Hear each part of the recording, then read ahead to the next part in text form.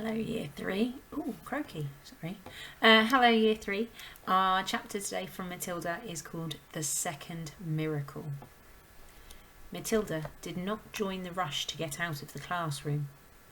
After the other children had all disappeared, she remained at her desk, quiet and thoughtful.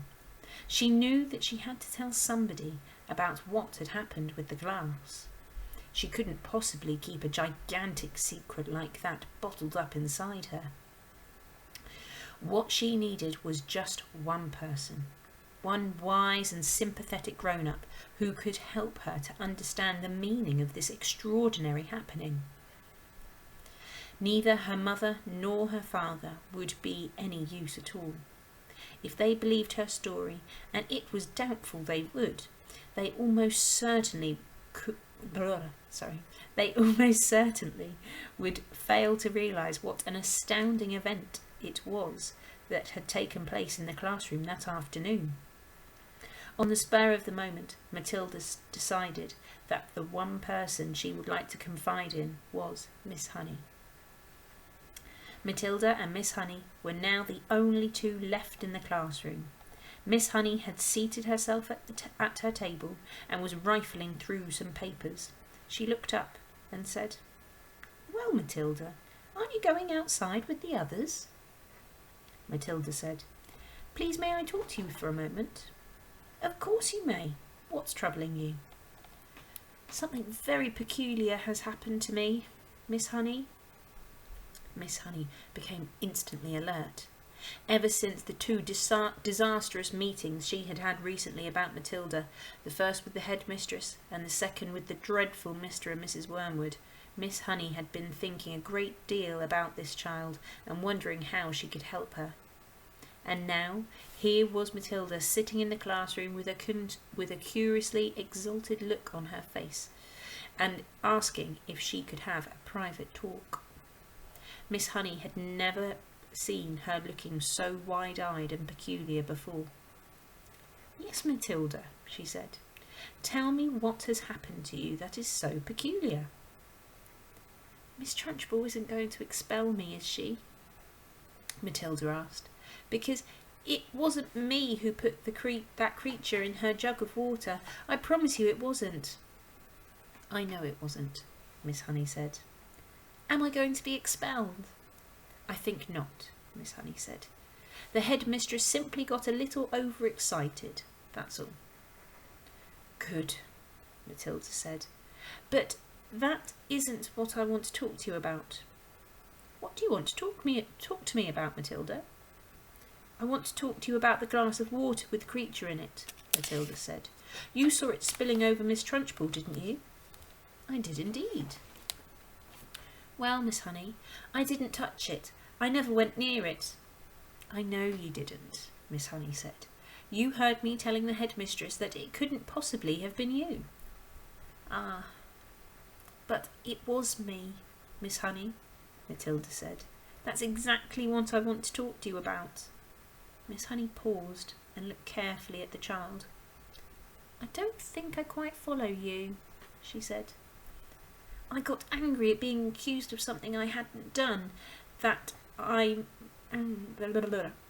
got so angry at being accused of something I hadn't done that I made it happen." "You made what happen, Matilda?"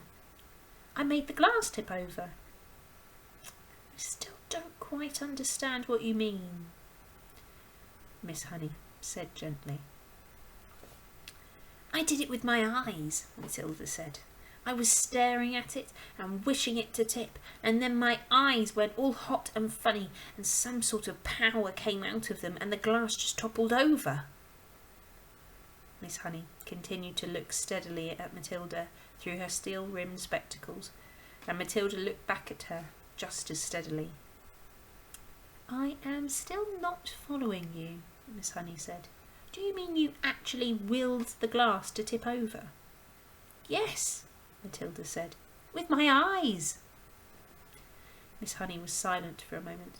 She did not think Matilda was meaning to tell a lie.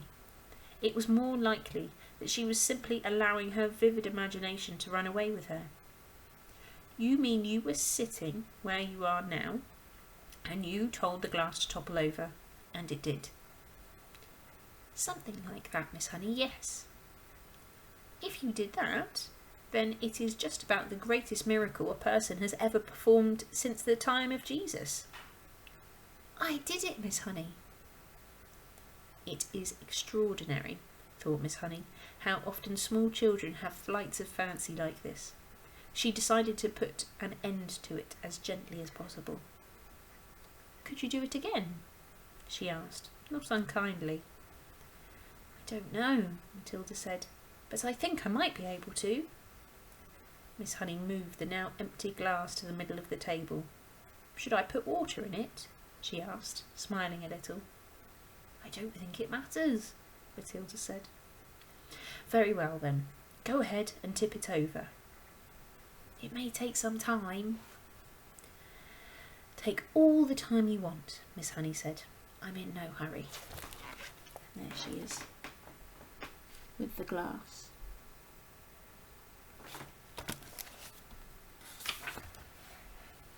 Matilda, sitting in the second row about 10 feet away from Miss Honey, put her elbows on the desk and cupped her face in her hands, and this time she gave the order right at the beginning.